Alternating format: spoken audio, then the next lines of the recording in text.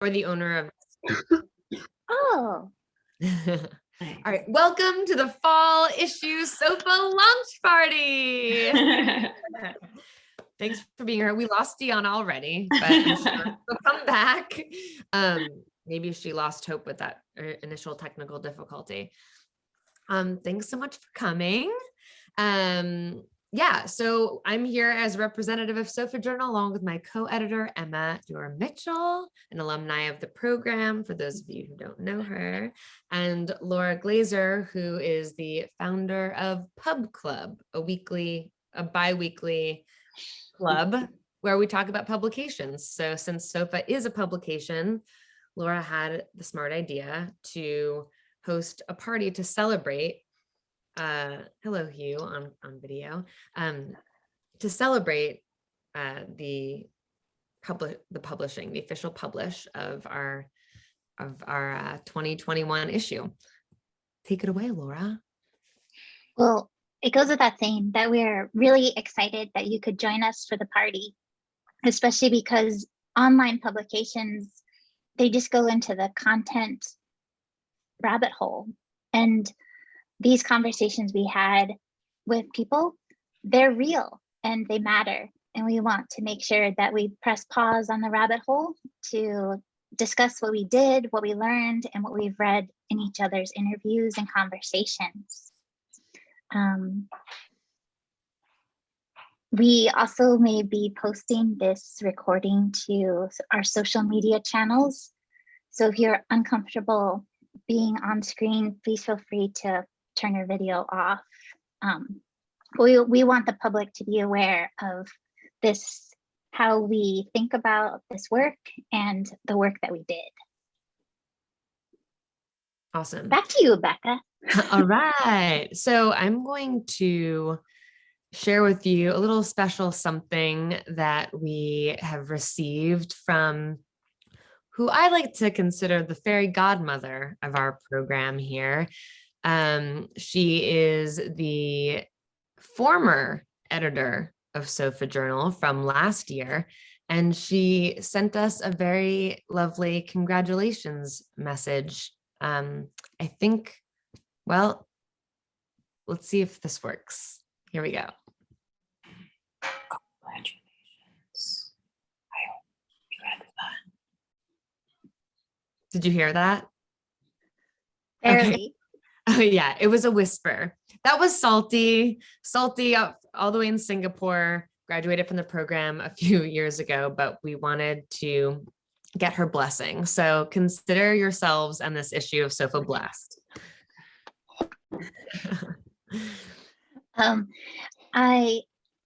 Like Becca said, I am the founder of Pub Club, and I'll be moderating today's launch party and discussion. I'm a second year in the Art and Social Practice MFA program at PSU. I'm in Portland, Oregon, and I had a conversation with Elsa Loftus, who is the humanities librarian at the Portland State Library. I'm going to toss it over to Becca to also introduce themselves, say where they are, and who they had a conversation with. And we will do that. We invite everybody to do the same. Becca. Cool. All right, my name is Becca Kaufman, and I'm a second year in the program also. And I interviewed a performance artist named Jibs Cameron, who performs as an alter ego named Dynasty Handbag. How about you, Deanna? I'm Diana Marcela Cuarta, second year in the program too, and I had a conversation with Jesus Bubu Negron, who is a Puerto Rican studio artist, but also social engaged artist. And then I will pass it to Jilly. Thanks, Deanna. I'm Jilly. I'm a first year in the program, and I interviewed Ralph Hopkins, who they call the mayor at Reese Beach, which is a beach in Queens in New York City.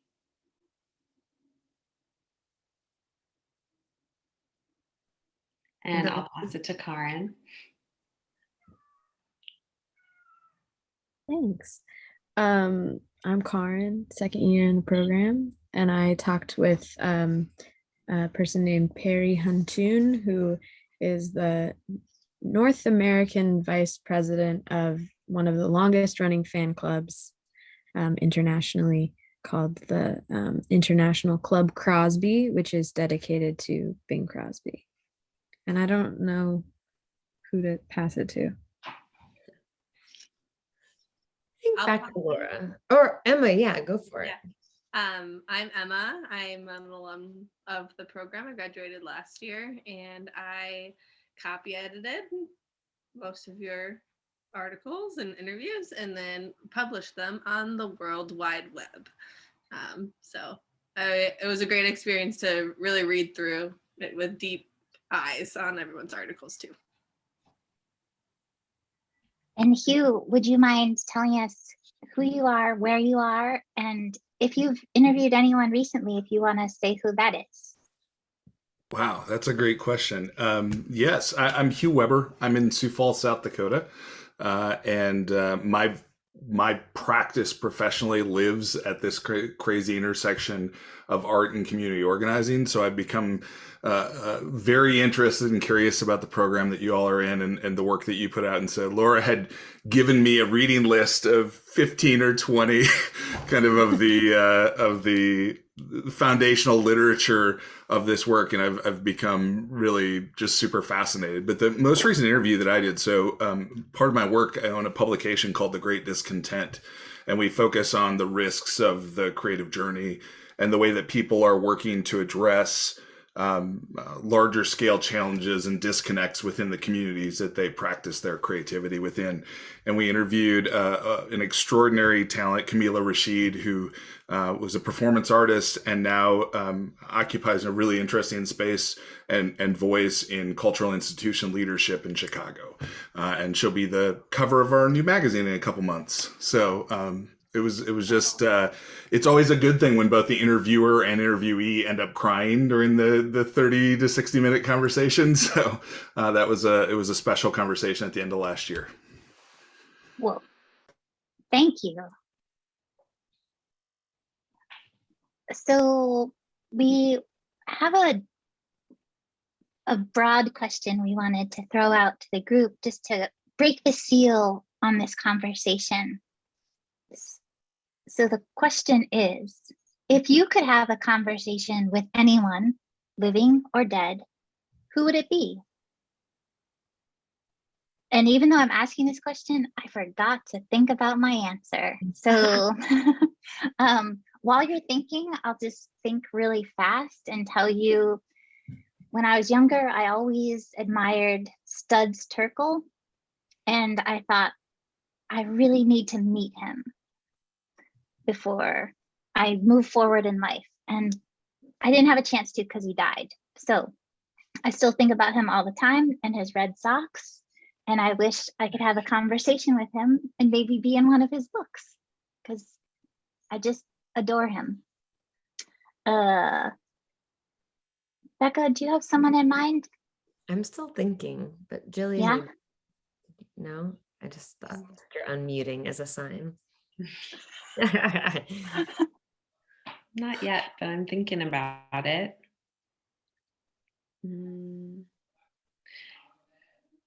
Maybe Alejandro Jodorowsky. I'm just thinking about like that book a lot, Psychomagic, that he wrote. Been thinking about that book and just like the intersection of healing and filmmaking and performance, and like this, especially like this ability to work with someone in such an intimate way where you can sort of like see this vision they have and help them manifest it, and then how that can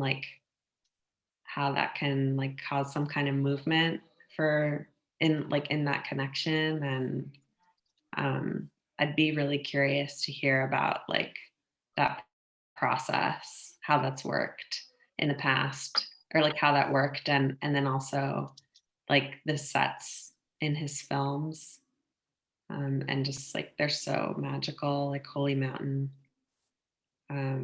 just thinking about that, that feels exciting to me right now. Thanks. Open floor to anybody who has come up with their person or thing. I think the first person that comes to my mind is to interview my grandmother, Janella Deere, who passed away before my parents got married. So it's been a long time, and so never had the chance to meet her. And I feel like a lot of my adult life has been piecing together her life and like my dad's ancestry through photos or whatever I can kind of find, and still am continuing to do so. So I think being able to talk directly to the source and get to know her would be really a wonderful opportunity.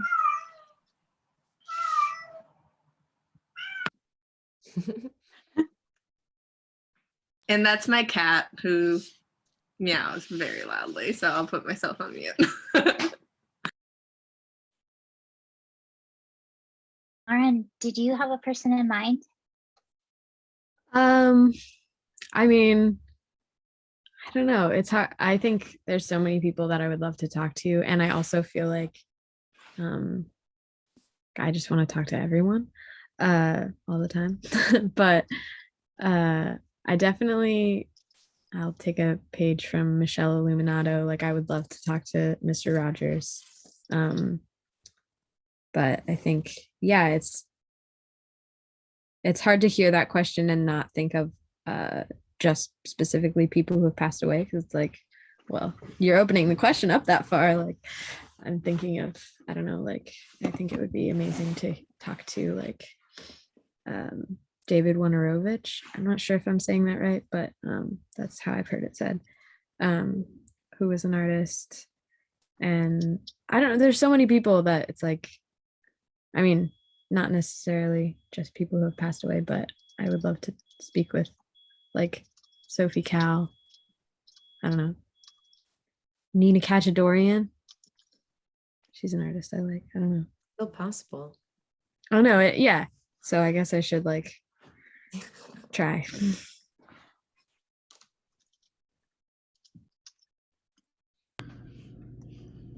I'm gonna cheat and well, maybe not cheat, but do two as well, because two jumped to mind really for me. I've become fascinated by the intersection of art and political activism in Ben Shah's work.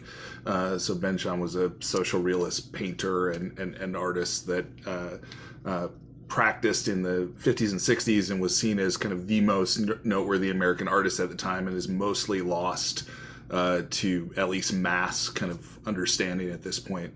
And just a fascinating character.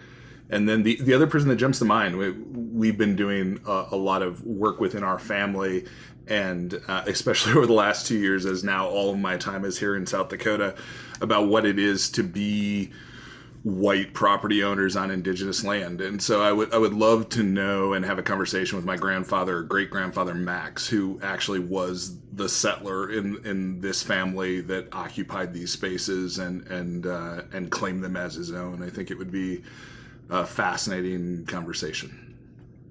Whoa. Thanks, Hugh. Yeah. Wow. Mo, thank you so much for joining us. We are round robin answering the question, if you could interview anybody living or dead, who would it be? No pressure to answer right away. There are a couple others who might go before you. Becca, you got one yet?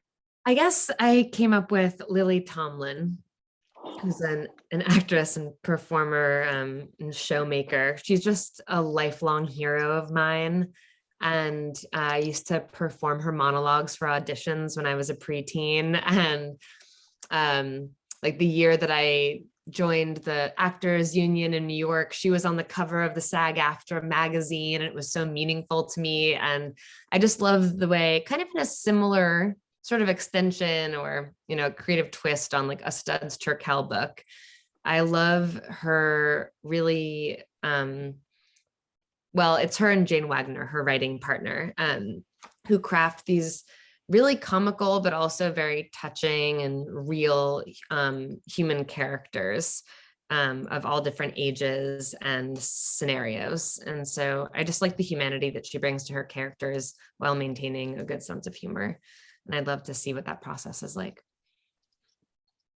Ooh. Would anybody else like to say their person?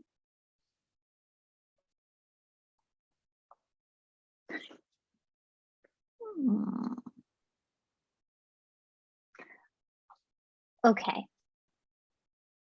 Unless Mo, you're about to come off mute. I don't want to move forward too fast.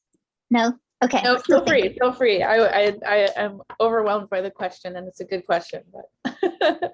And of course, Deanna, if you have someone in mind or not. Not really, pretty much like Karen, like I don't know, I could talk to anybody. No, but maybe what comes to my mind right now, maybe like the first person who found out that you can fry things, or maybe the first person who, okay, we can roll a joint and smoke this. I don't know, the people who comes with this idea that, how come that happened? It's amazing that someone had that idea. I don't know. Yeah, the inventor of fried foods. Did you see Karen's reaction to that? They were very excited. Well, thanks everybody for entertaining that really broad question. And we'll move on to talking about SoFA Journal. And our question, what we were wondering is, have you shared your interview with anybody in your lives? And how has anybody responded to it? Maybe even the person that you interviewed. What did they think? Had they ever been published like that before? Was there any hesitancy in their response? Anything you can illuminate from the subject side or participant side of this process? I'll say that Elsa, who is my person, who couldn't be here today, she said, I loved every minute of it. It was great. Mo. Yeah, I had you know, it was funny. I interviewed a scientist, and I'm not familiar with the terminology that would have probably come up in the conversation. So I was a little intimidated to talk to him about what I wanted to talk to him about, which was like working between mediums. And so I felt good about the conversation. But when I sent him a draft, he was like so stoked about it. And he basically, his reaction was like, nobody talks about all these other things that I do that aren't just like that kind of academic scientific stuff. And I was so happy that he felt that way, because I was really nervous to send it to him. But yeah, it was like a surprising positive reaction. Wow. That's awesome. Anybody else?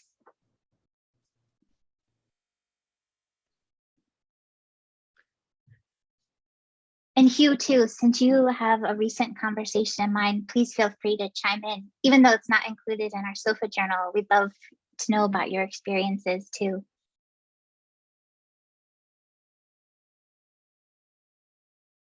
So we're just talking about responses from people we had conversations with.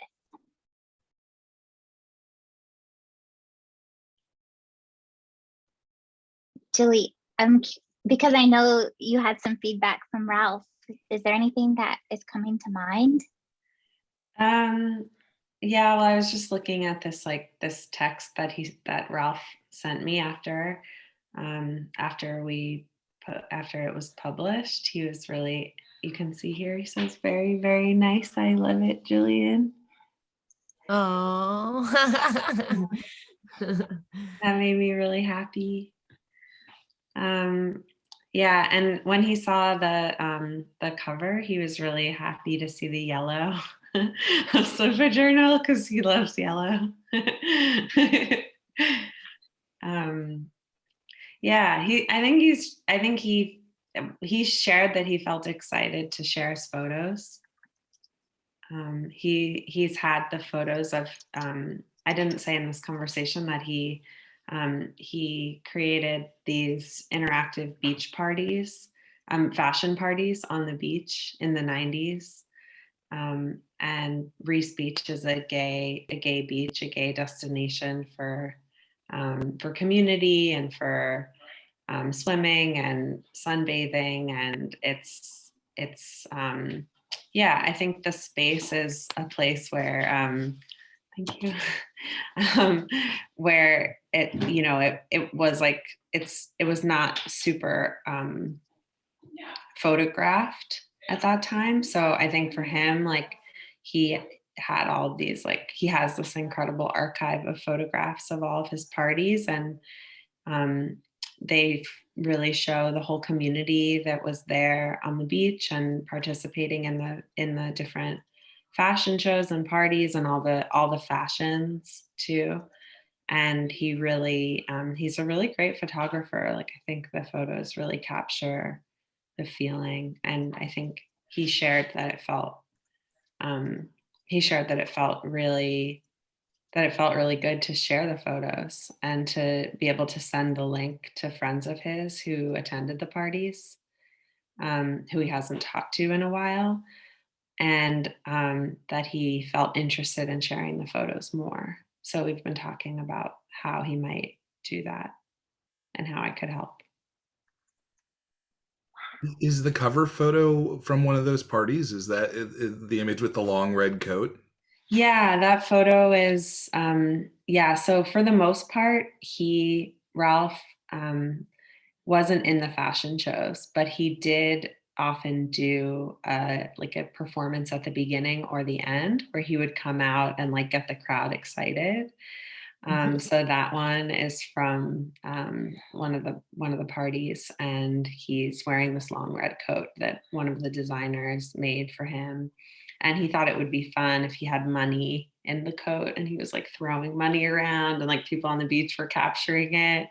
And the song was Money, Money, Money. So yeah, he loved that photo, and he was very clear that if there was going to be one of his photos in the cover, that he wanted it to be that one. So I really like that because it's great. He looks so happy. Yeah, and he really appreciated that, like, willingness on like as collaborators to go with that one too. Thank you for sharing those details. Ooh, like the story behind the conversation. Oh, are you asking me for that story? No, I just Okay. hearing like some of the background that maybe isn't in the recorded conversation is really thrilling. So thanks. Thank you. Anybody else want to share the response from their interviewee or somebody who might have read your interview? Karen, I'm personally curious if you've spoken with Perry Huntoon since your interview was conducted, and if he's read the piece. I haven't. I need to send it to him. He was like part of the conversation that we had that didn't make it into the interview, as I was like, just checking it, like make sure that I would send him a copy before it was published if he wanted or whatever. And he was kind of like he was like, because when I first talked to him, I said, this is for this thing called SoFA Journal. And I guess he like looked it up and read some and was just like, I'm not really sure how I can help. Like, I don't know how this relates to. And so we had a little bit of a conversation about just how, like, yeah, having conversation is fruitful to our kind of practices. And he was excited to hear about it being published. And so I need to talk to him again, but I haven't yet. It's so cool that the act of like engaging him in a project that's relevant to your practice became an opportunity to talk to someone about social practice. Mm-hmm. And like frame for him what makes what he does relevant to what you do. Yeah.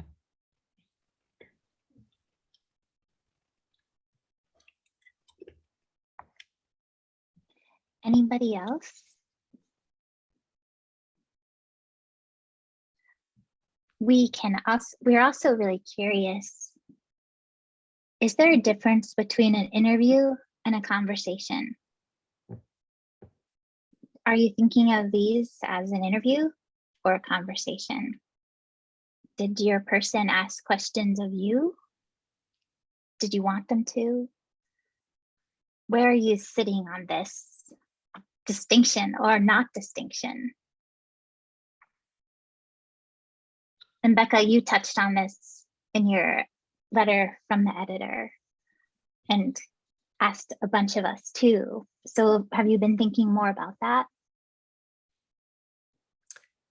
Yeah, I mean, it's funny because the subtitle of SoFA Journal was, for a few issues, but not after this one, Conversations on Everything. I guess, Laura, you referenced a conversation, like a discussion that we'd had as a group with Harold last year about the distinction between an interview and conversation. He had ultimately said there wasn't one, which I guess I could understand. But to me, an interview is a formalized conversation, and there's usually someone whose role is to formally be the documenter. And the documenter has an intention or an agenda around that dialogue. So I feel like anytime you're documenting a conversation, well, maybe that's not always true. I could just press record while I'm having a conversation with someone and it wouldn't necessarily change anything, but knowing that you have the intention of publishing a transcribed conversation, I think pushes you to focus the discussion in hopefully, like, head it toward in a particular direction that relates to your own interests. And that can result in more pointed questions to the interviewee. So I guess, yeah, I think of an interview as a more formalized conversation with an agenda behind it. Mm. Welcome, Rebecca. We're talking about whether there's a distinction between interview and conversation. Hi. Anybody else? I'm late. Oh. So thanks for updating me. Yeah, we're glad you can join us. This is actually something I'm sorry, Karen, go ahead. Oh, no, go for it. I was going to say, this is something that my team and collaborators have talked a lot about. And what we settled on as definitions is that conversations are about communicating between two people, and interviews are about communicating to people that aren't part of that conversation. And so by its very nature, when we talk about interviews, we talk about them being an artifact of conversation rather than the conversation itself, because you're going to lose the verbal disfluencies like the ums and ahs. You're going to sometimes lose questions for the sake of clarity. There's a bit of a creative writing exercise in it because you tune up the language, but you also can lose some of the dialect. And so we talk about it a lot. Like, are we there to represent the conversation as it actually happened, or are we there to represent the intent of communicating that conversation to people that weren't there?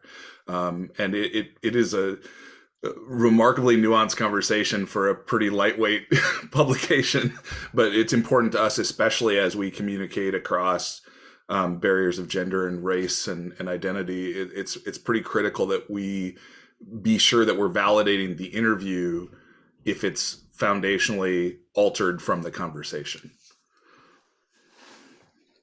Whoa, that's amazing. Thank you. Karen, do you want to say what you were going to say? No, I think that you just said was really interesting, and I'm going to be thinking about that for a long time now. But I also felt like it was interesting to hear, Becca, when you kind of sent out that document for us to add into in order to create the sort of introduction. It felt like if we are going from a place where there's, what am I trying to say?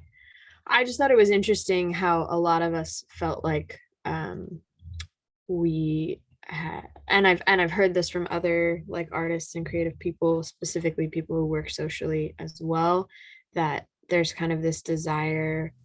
It's like we're always interviewing. That was one of the things that I said, like I always want to be interviewing people, I always want to be asking questions, but like the formality of it feels like kind of a almost like a safer way to do social interaction, and like a just a way to turn it into an art practice. Like I think that's interesting that some of us have this tendency to like turn our regular conversations into interviews, because it's like I don't know, just like a different way of socializing. Yeah. That's great. Whew, those are big things.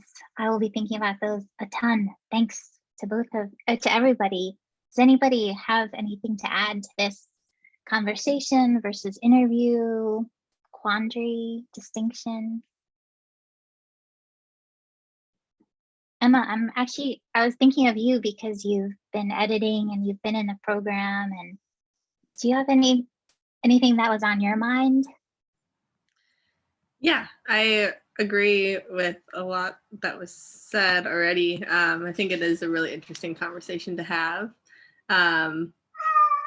Sorry. But yeah, I think a lot about just intention with trying to answer the question. If there's an interviewer and an interviewee, there's some type of like mission involved already. It's there's somebody there that's trying to get something out of it, something particular out of it. And I think it's interesting for SoFA Journal that it always kind of starts with a question that we're kind of experimenting with or trying to find an answer to. So I think an interview, like news channels or whatever type of interview there are happening, there's always some type of mission involved. It feels like trying to capture a specific story. So Hugh, what I thought something that you said was really interesting was that that interviews are kind of capturing like it as an artifact of a conversation.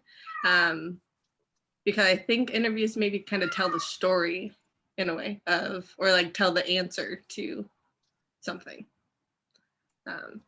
Yeah. Thank you, And I Emma. think something I've learned from this last issue, and I think it was specifically reading something you said, Laura, I forget where it was at, but was that interviews can turn to conversation, and then conversations can turn to interview. So there is like a really fine line between what is what. So yeah, it's just a really interesting concept to try to understand. Diana. I had a question about, I was thinking about asking Emma, but maybe any of us can think about it. Like, how do you feel about like all these different conversations coming together as SoFA Journal? Because I think early, I don't know, a couple of years ago, it was like, okay, we're talking about this topic, and all the interviews were around a specific topic. And last year we had conversations on everything. And this year is just like SoFA journal. And I think it's interesting to have it like very miscellaneous, but also I would like to, sometimes I feel like how cool, it will be cool to have it more framed for everybody to do this kind, like to try to address not the same question, but like go around something in common through our conversations.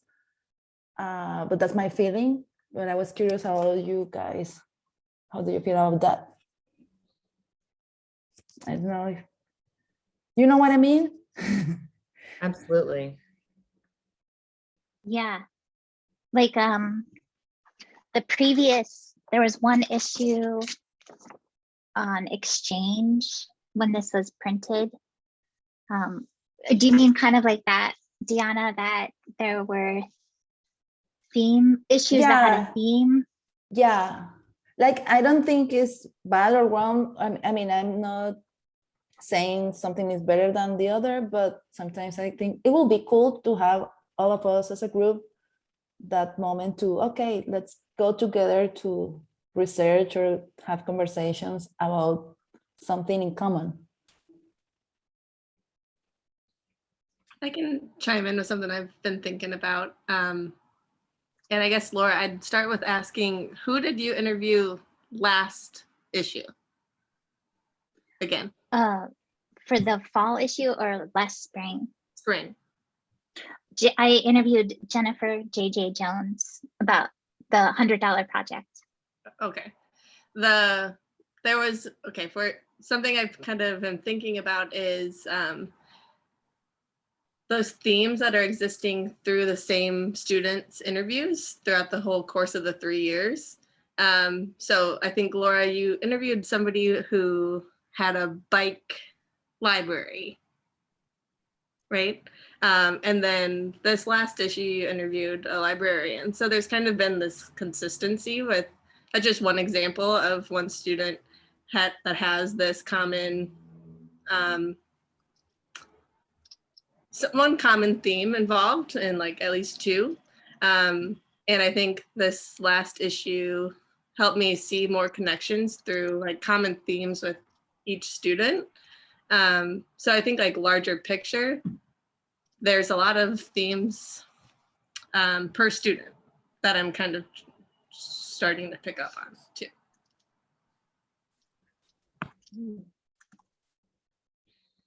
So slow burn thematic issues then. But I am interested. Over the course of 3 years. Sorry. I am interested in what Diana was saying, because my first year, it was not based on interviews, but it was more thematic. And so there was a wide variety of what people would put in, which I thought was fun. I do see the value in the interviews though. And I wonder what could come about if there was a focus, like an intention for each issue. But then again, that would then force people to like deviate from maybe research that they're already doing. Or give it another thread or a different, like an extra backbone. I've thought about, I think we talked about this in a meeting at some point, but applying a term or topic, like a social practice term or topic to an issue, which would give everyone a lot of freedom, but a small focal point. Ooh, what you got there, Karin? Recreation. Yeah, that's a really strong issue. And so up for interpretation too.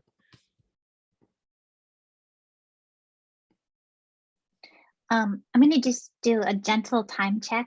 We're going to have a hard stop at 10:02. So I think we'll like jump ahead to some concluding thoughts / conversation. I'm actually just going to check in with Becca as co-moderator, co-host of this. Was there anything that came up that you wanted to make sure we asked or discussed outside of our list of questions? Not outside of our list of questions. Okay. Do you want to pick the last one then? Sure. We were curious to know, we have 4 minutes now, but how are you all planning to approach your next interview for this term? Are there any changes you know you're going to make in terms of what kind of person you talk to, or how you frame your questions, or how long or short your piece is? Any new strategies or methods you have in mind?